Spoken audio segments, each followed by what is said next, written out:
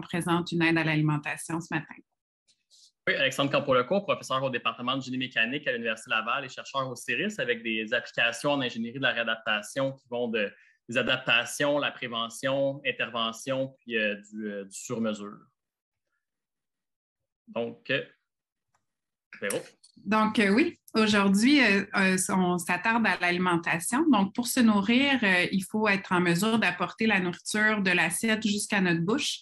Et puis ça demande des mouvements assez complexes au niveau du membre supérieur, c'est-à-dire au niveau de notre épaule, notre coude, poignet et les doigts. Donc, ça demande une coordination dans ces mouvements-là pour être capable de maintenir la nourriture dans l'ustensile et ne pas la renverser. Donc, les personnes qui vivent avec une difficulté à bouger leurs bras et leurs mains ou, par exemple, qui ont des spasmes musculaires, c'est-à-dire des contractions involontaires des muscles, bien, elles peuvent avoir de la difficulté à s'alimenter. Donc, elles peuvent avoir de la difficulté à amener la nourriture jusqu'à la bouche si elles ont une limitation d'amplitude de mouvement ou elles peuvent renverser la nourriture lorsqu'elles essaient de s'alimenter avec des ustensiles standards. Oui, donc on a fait une revue des solutions existantes, par exemple des solutions ici à gauche anti-tremblement, mais qui ne répondent pas bien aux problèmes si les personnes ont plutôt des problèmes de spasticité de plus grande amplitude.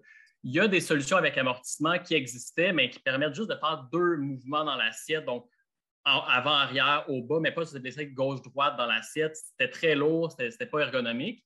Ou des solutions robotisées, mais qui font le mouvement complet pour la personne, donc sans prendre...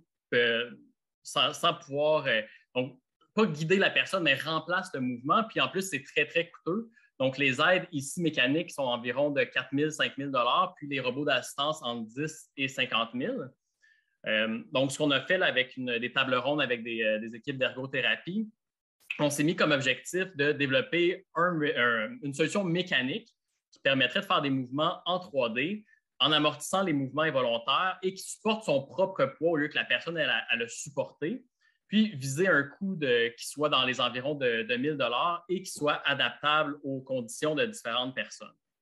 Donc, on a pour ça lancé un projet avec une boucle itérative, avec une équipe interdisciplinaire en ingénierie, neurosciences, ergothérapie, etc.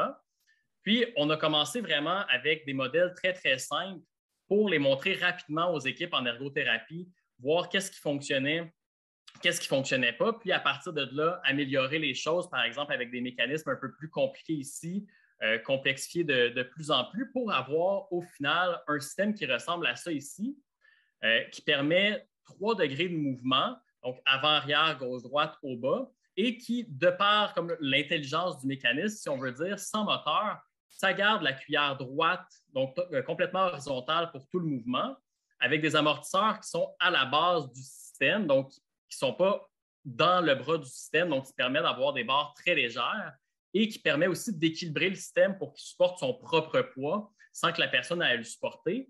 Et vu que ça reste des simples barres comme ça ici, qui permet d'avoir un coût plus faible. Ce qui a mené ici à des premiers essais que je vais laisser Véronique présenter. Oui, donc pour les essais, on a recruté des enfants atteints de déficience motrice cérébrale. Puis, pour les premiers essais, on les invitait à manger de la compote de fruits, comme vous voyez dans la vidéo, avec l'aide à l'alimentation. On avait préalablement filmé aussi des essais lorsqu'ils s'alimentaient avec leurs ustensiles usuels. Et puis, par la suite, on a analysé les différentes vidéos pour mesurer, entre autres, la rapidité, la vitesse à laquelle ils pouvaient prendre les bouchées puis les amener jusqu'à la bouche, la qualité, la fluidité des mouvements. Puis ces premiers essais-là nous ont permis de voir que l'aide à l'alimentation leur permettait de ne pas renverser de nourriture, contrairement à lorsqu'ils utilisaient leur ustensile habituel, et puis leur permettait d'amener les bouchées, la nourriture à leur bouche plus rapidement.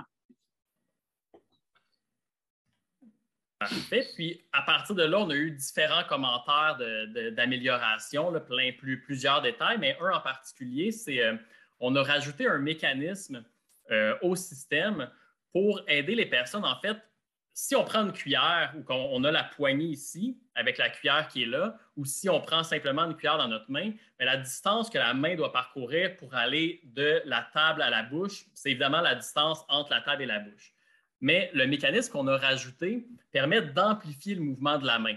Donc ici, la cuillère commence sous la poignée, puis à la fin du mouvement, la cuillère se retrouve au-dessus de la poignée. Donc la personne comme ça a juste à faire environ la moitié du mouvement vertical pour amener la cuillère de l'assiette à la bouche, comme on peut voir ici. Exact. Donc, ça, c'est avec l'amélioration dont Alexandre vient de parler. Donc, on voit aussi dans cet extrait-là que lorsque la personne lâche la poignée, le mécanisme reste quand même en place, la cuillère là, ne redescend pas. Donc, ces améliorations-là font que l'amplitude de mouvement, là, comme Alexandre le disait, pour aller jusqu'à la bouche est moins importante.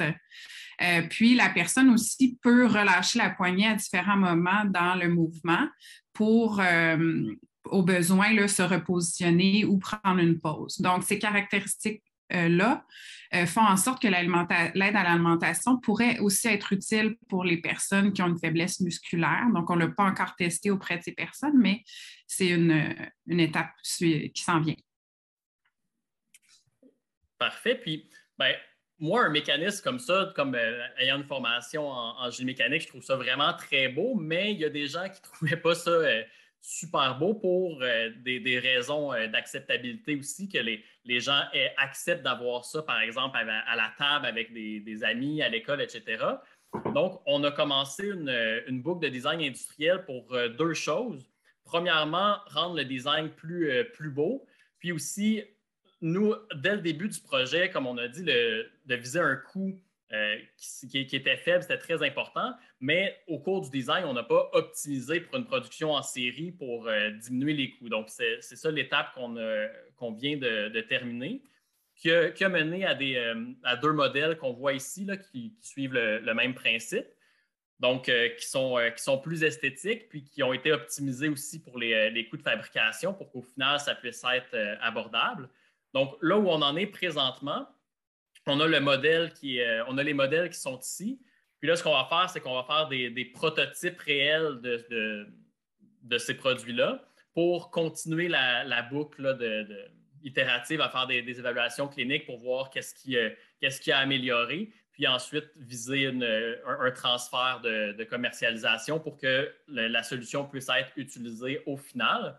Puis où on en est dans les discussions qu'on a besoin, c'est savoir avec le milieu clinique s'il y a des suggestions où on va vouloir faire des essais très bientôt de ce système-là, s'il y a des gens qui sont intéressés par ça. Donc, ça conclut la présentation. Véronique, est-ce que tu avais quelque chose à rajouter? Non, je pense que ça fait le tour. C'est ça, dans les discussions, ceux qui peuvent être intéressés à discuter avec nous, ben, on aimerait bien avoir votre avis sur l'esthétique aussi là, de ce qu'on a produit jusqu'à maintenant. Puis éventuellement aussi, comme Alexandre disait, on va poursuivre nos essais là, avec des personnes qui seraient intéressées à participer ou à discuter là, de l'utilisation potentielle. Puis juste pour terminer, tout ça a commencé ce projet-là avec un mandat inter. Donc, toute cette boucle-là a commencé avec le mandat inter. Ensuite, on est allé chercher le CIRIS aussi à appuyer. Puis ensuite, en ayant cette base-là, ça nous a permis ensuite d'aller chercher une subvention Innov du CRSNG pour amener les choses plus loin. Donc, merci à tous ces organismes.